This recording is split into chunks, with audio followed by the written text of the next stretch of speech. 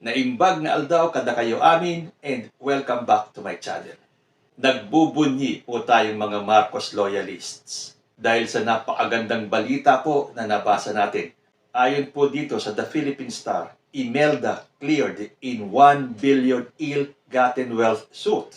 The Supreme Court has upheld the dismissal of a civil case against the family of the late strongman Ferdinand Marcos Sr. involving 1.52 billion pesos in alleged ill-gotten wealth, citing insufficient evidence presented by the Presidential Commission on Good Government.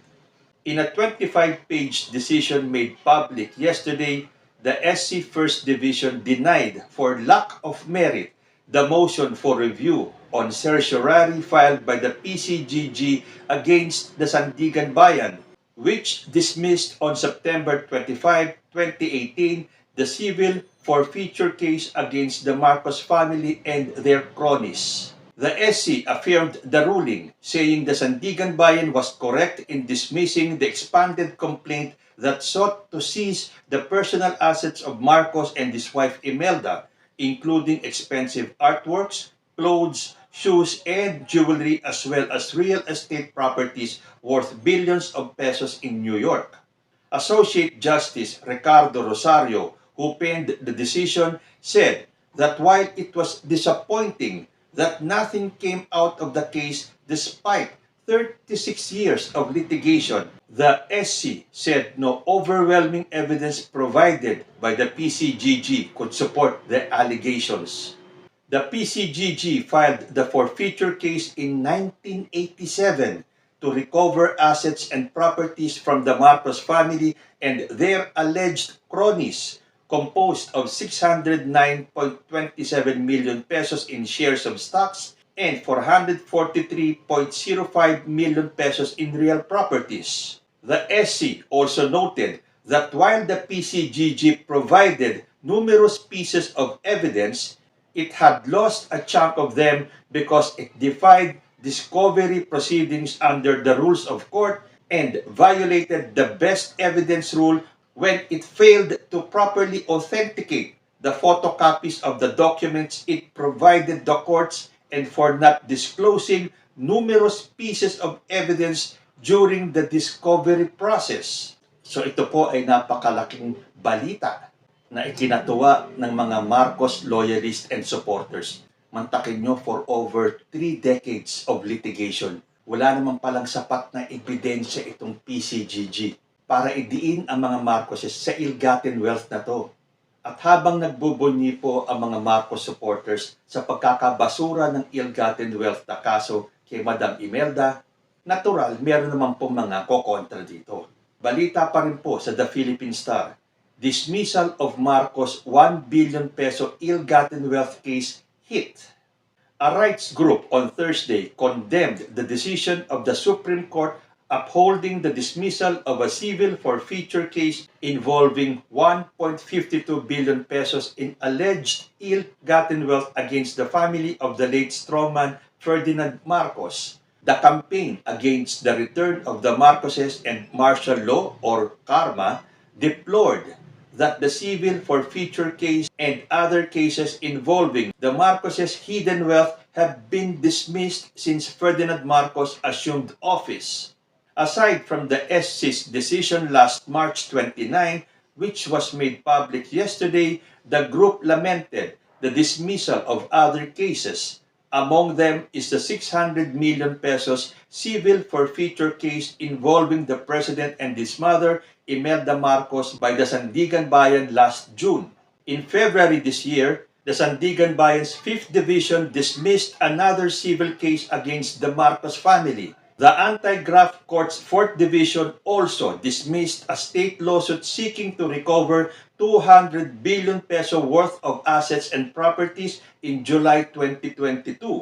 Karma condemns the emerging pattern and scheme under the current Marcos Jr. administration. The numerous dismissals on the cases to recover the monies siphoned by the Marcoses from public funds and through the government bureaucracy. One of the group's conveners, former Social Welfare Secretary Judy Tagiwalo, said in a statement, Ayan na kasi ang sinasabi natin. Kapag pabor sa inyo, magbubunyi kayo. Kapag hindi, kokontrahin ninyo. Supreme Court din ang nagsabi nito. Supreme Court din ang nag-dismiss ng kaso. Bakit nung pinanigan ng Supreme Court yung pinaglalaban nyo, all praises kayo sa Supreme Court? Tinan ninyo ha. Ito nabasa ko sa Human Rights Violations Victims Memorial Commission. Ill-gotten wealth recognized by the Philippine Supreme Court. On July 15, 2003, the Supreme Court of the Philippines ruled that over 25 billion pesos worth of Marcos assets were considered ill-gotten wealth. This followed a near two-decade legal struggle between the Philippine government and the Marcos family over the custody of these assets kept in various Swiss bank accounts. On February 28, 1986, just 2 days after the Marcoses landed in Hawaii, President Corazon Aquino issued her first executive order establishing the Philippine Commission on Good Governance, or the PCGG. Its primary task was to assist in the recovery of government resources that were allegedly amassed by former President Marcos, his immediate family, relatives, and close associates within the Philippines as well as in other countries. So, nung time in 2003, when the Supreme Court ruled na yung 25 billion pesos na Marcos assets were considered ill-gotten wealth, nagbunyi kayo.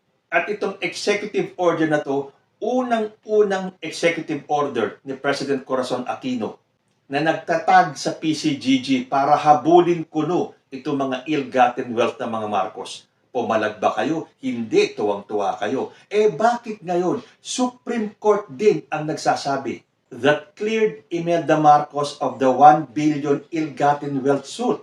Bakit ang Supreme Court ang kokondinahin nyo ngayon? Hindi ba dapat ang sisihin nyo ay itong PCGG? Dahil sinasabi ng Supreme Court ngayon, lack of sufficient evidence. Meaning ano?